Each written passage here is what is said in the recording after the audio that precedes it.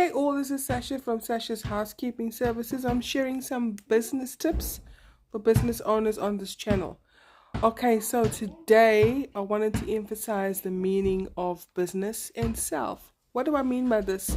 Learn how to separate yourself from business things. For example, don't hold yourself accountable when it comes to things that the business should be accountable for. So you must know when to say I, know when to say we. When you send an email, you say we. When you are running late, you say I.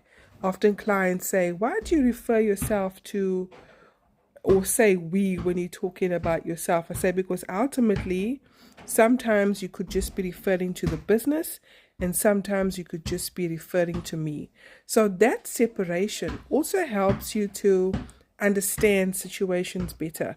It also takes the stress off of you having to be accountable for everything.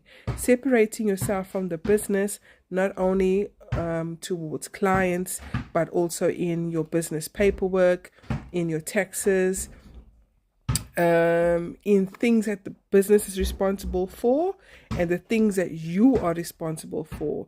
I don't know if you can understand what I'm saying, but to make my point clearer, for example, when you're sending an email and there's price adjustments, you would say we are. When you are running late, you would say I am. If any changes in the business as far as policy and procedure are concerned, you would say we. If it's something that you've been responsible for in a cleaning appointment, you will say I, so that the client knows, okay, and ultimately they can become more respectful to you as well because you are a registered entity. You're not supposed to hold everything on your shoulders in running a business. So when you separate yourself, when you register as an LLC, or a limited as opposed to a sole trader, it sort of takes you away from the business in a sense of from a taxation purpose.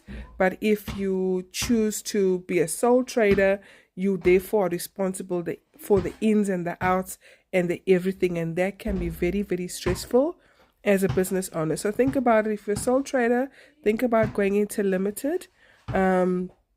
And that way, when you are making certain changes in the company, you yourself are not responsible for the changes. You are acting on the company's behalf. Yes, you are the face of the business, and that's okay. But know when to also separate yourself from business, so it doesn't have a lot of stress and strain on you, so that you can continue to move forward.